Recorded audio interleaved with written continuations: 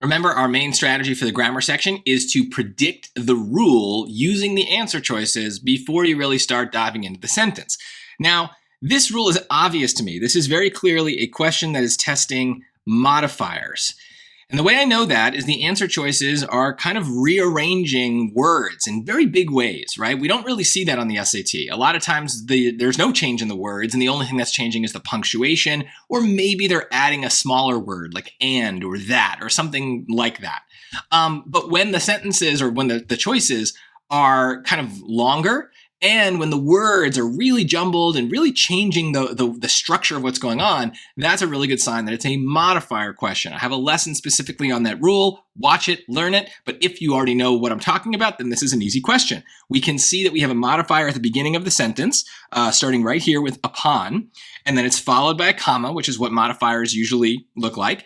And we need to make sure that we're answering a question that's implied by the modifier. And so upon recovering 2 years later, who recovered 2 years later? Henry did. So I need my choice to start with Henry, right? So that's kind of what we're talking about in this modifier at the beginning of the sentence. So Henry, not Henry, not Henry, not Henry.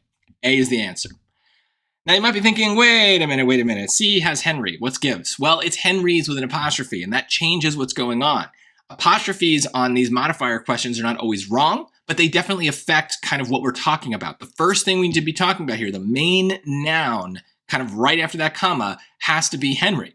So what C is doing is it's actually turning it into the rain. The rain is the main noun here, and Henry's is acting more like an adjective where it's describing the rain. So apostrophes kind of turn nouns into adjectives, and so it kind of messes with us.